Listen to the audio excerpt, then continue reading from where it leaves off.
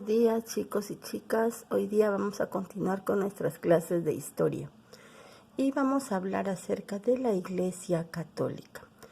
En primer lugar, vamos a ver los factores de su influencia y poder. Recordemos, por favor, que estamos en la Edad Media y la Iglesia Católica va a tomar un rol muy importante en la sociedad. Y vamos a ver algunos factores de su influencia y de su poder. Por ejemplo, tenemos la unidad y universalidad de la fe. Dice que su desarrollo fue independiente a las monarquías, tuvo control espiritual de Europa. La Iglesia Católica va a desarrollarse, pero muy independiente del poder de los reyes.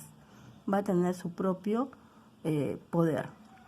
Predominio cultural. Aquí vemos en cuanto a la educación que el clero, es decir, la parte de los sacerdotes, son la única clase letrada que puede brindar educación solamente a la nobleza.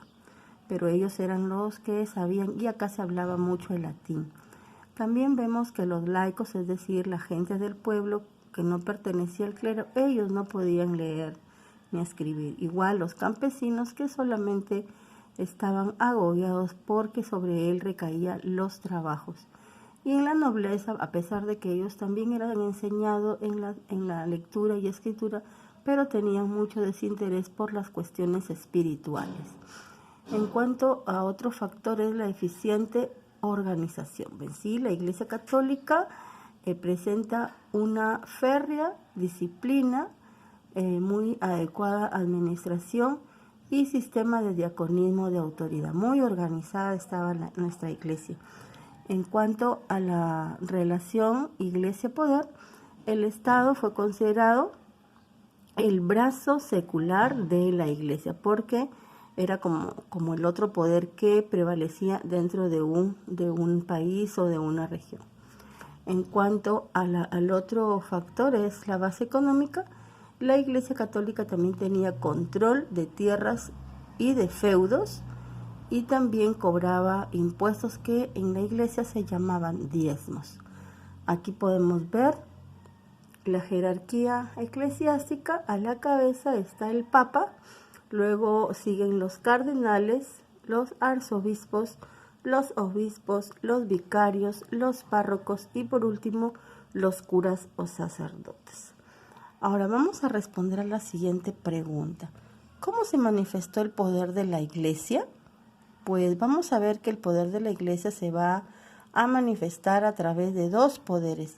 El poder espiritual, que se refiere a la autoridad papal sobre la fe como sucesor de San Pedro, cuyas órdenes eran absolutas y su decisión era infalible, ¿no? El Papa tenía el poder de decidir ciertas cosas y nadie podía revocar sus decisiones, porque supuestamente él nunca se equivocaba. La palabra infalible es que nunca se equivoca, ¿no? Su decisión era infalible, infallable, en otras palabras.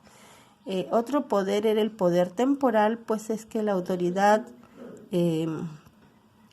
soberana del Papa también estaba dada en los estados pontificios, es decir, en las propiedades que tenía la iglesia. Y hemos visto que la iglesia tenía el control sobre tierras, haciendas y feudos, ¿no?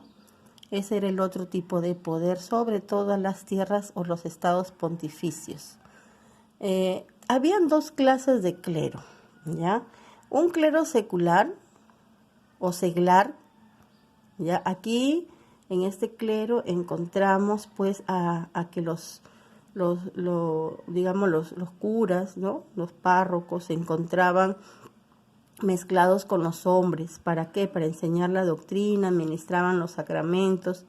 Eran seglares los obispos, los arzobispos, los párrocos y los curas, ¿ya? Pero acá tenemos el otro tipo de clero, que es el clero regular. Este clero sí no salía, este clero estaba en clausura. Vivían en los conventos, formaban órdenes religiosas. Algunas de estas órdenes hicieron votos de auténtica pobreza. Por ejemplo, tenemos la orden de los franciscanos y los dominicos, que vivían en los conventos y que comían de su misma tierra, ellos mismos la cultivaban y pedían apoyo también a la gente pudiente. Acá vamos por último a ver los mecanismos de represión que tenía la iglesia, y entre estos mecanismos tenemos la excomunión,